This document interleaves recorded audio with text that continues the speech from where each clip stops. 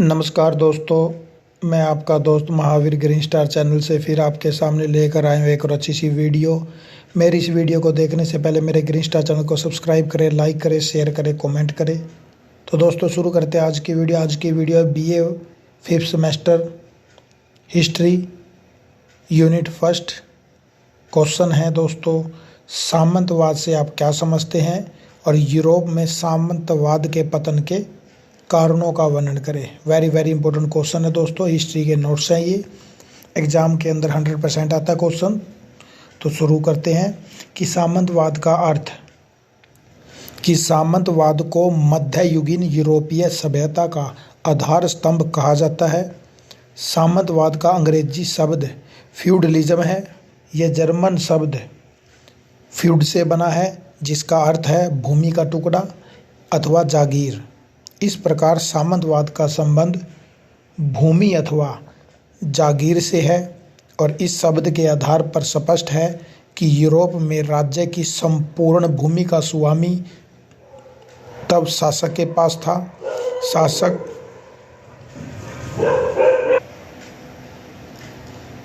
शासक अपने साम्राज्य की भूमि टुकड़ों में बांट देता था।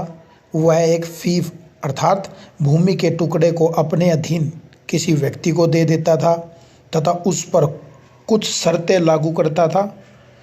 वह व्यक्ति उस जमीन पर जमीन के टुकड़े का स्वामी बन जाता था। इस तरह यूरोप में अधिकतर हिस्सों में इस तरह की पद्धति अपनाई गई, जिसे फ्यूडलिज्म का नाम दिया गया।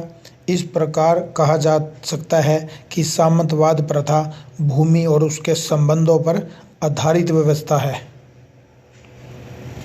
इसके बाद आता है दोस्तों, सामंतवाद के पतन के क्या कारण थे। नंबर 1, निरंकुश शासन।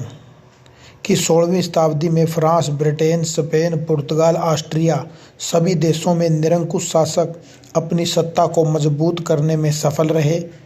ये शासक सैनिक व धन इत्यादि के लिए अभिजात वर्ग पर आश्रित नहीं थे। इन शासकों ने स्थायी सेना व राष्ट्रीय कर प्रणाली की नीति को अपनाया। ये शासक पहले से भिन्न थे। सेकंड है सामाजिक आर्थिक परिवर्तन। कहते हैं 16वीं शताब्दी में यूरोप के विभिन्न क्षेत्रों में तेजी से सामाजिक आर्थिक परिवर्तन हुआ। यह परंपरागत सामंती व्यवस्था की धीमी गति को लगातार महत्वहीन करता जा रहा था। बदलते परिवेश में जिस भी शासक व देश ने सामंती व्यवस्था के आधार पर ही आगे बढ़ने का प्रयास किया, उनकी स्थिति कमज़ोर ही रही। अतः आपसी प्रतिस्पर्धा यानी कंपटीशन के चलते हुए यूरोप के अधिकतर शासकों ने प्रशासन पर अपनी पकड़ बनाकर सीधे तौर पर जनता से जुड़ने का प्रयास किया। इस कड़ी में सामंत महत्वहीन हो गए। युद्ध प्रणाली में बदलाव। कहते हैं सैनिक शक्ति के संदर्भ में भी यह काल बदलाव की स्थिति में था। सामंती सेना की तलवार, भाला, धनुष, बाण आदि अब युद्ध में निर्णायक भूमिका अदा नहीं कर पा रहे थे। अब बंदूक बारूद प्रयोग करने वाली तोप नौसेना का महत्व बढ़ गया। इस तरह नई व्यवस्था पर आधारित सेना राष्ट्रीय हो सकती थी, न कि सामंतों की। फोर्थ है सामंतों के विद्रोह का दमन। कहते हैं अभिजात वर्ग ने यूरोप के लगभग प्रत्येक हिस्से में नए शासकों की केंद्रीयकरण की नीति का विरोध किया।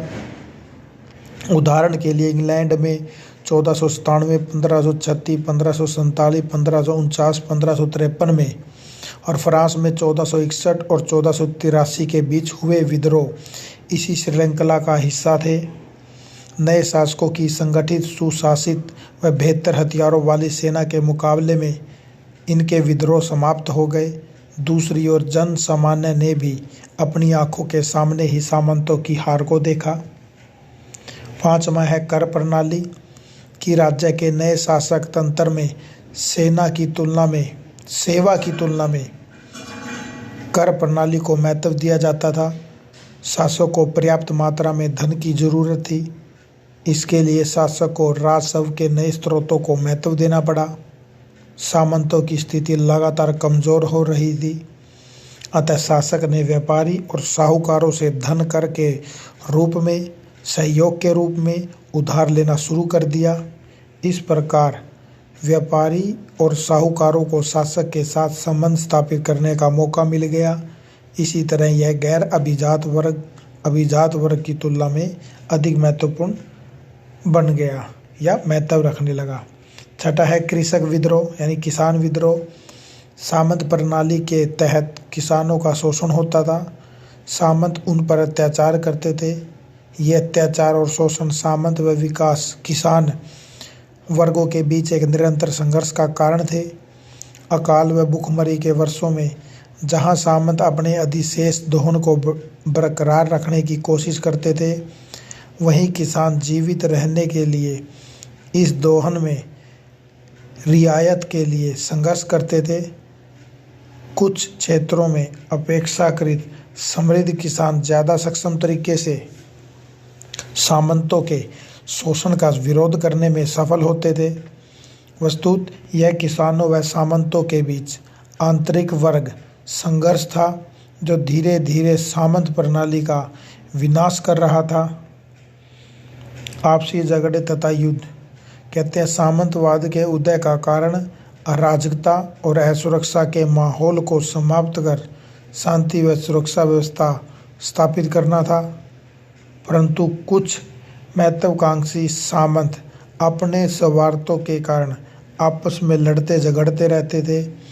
उदाहरण के लिए इंग्लैंड में गद्दी के लिए दो सामंत दलों में लंबा संघर्ष चला। इस प्रकार के आपसी संघर्ष सामंतों के लिए विनाशकारी साबित हुए।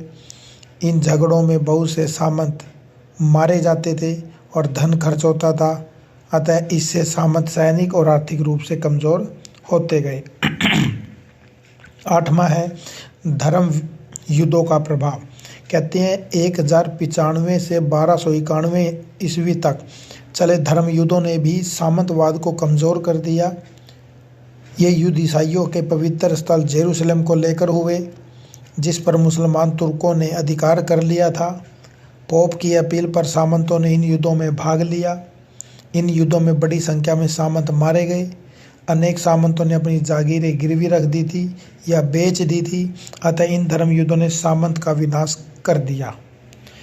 फिर नौवां वाणिज्य नगरों का विकास। वाणिज्य व्यापार के विकास के फलस्वरूप यूरोप में बहुत से वाणिज्यिक नगरों का विकास हुआ। इनका स्वरूप परंपरागत सामंत शहरों से भिन्न था। इनमें सामंत नियंत्रण काफ़ी कम था। आर्थिक गतिविधियों में प्रतिस्पर्धा अधिक थी। श्रम की मांग पैदा हो रही थी, अर्थात व्यवसाय वर्ग को सस्ते मजदूरों की ज़रूरत थी। और ऐसी परिस्थितियों में कृषक दास और गरीब किसान सामंतों के बंधनों से निकलकर शहरों में आकर बसने लगे। यह सामंत तंत्र पर सीधा प्रभाव था। तो दोस्तों आज के हमारा क्वेश्चन यही ख़त्म होता है। मैं आशा करता हूँ मेरे द्वारा दी गई जानकारी आपको अच्छी लगी होगी। क्वेश्चन अच्छा लगा है तो वीडियो अच्छी लगी हो तो लाइक शेयर कमेंट करना मत भूलें। चैनल को सब्सक्राइब करें, चैनल से जुड़ जाएं और नेक्स्ट वीडियो में नेक्स्ट टॉपिक के साथ फिर मिलते हैं दोस्तों। जय हिंद, जय भारत, धन्यवाद दोस्तों।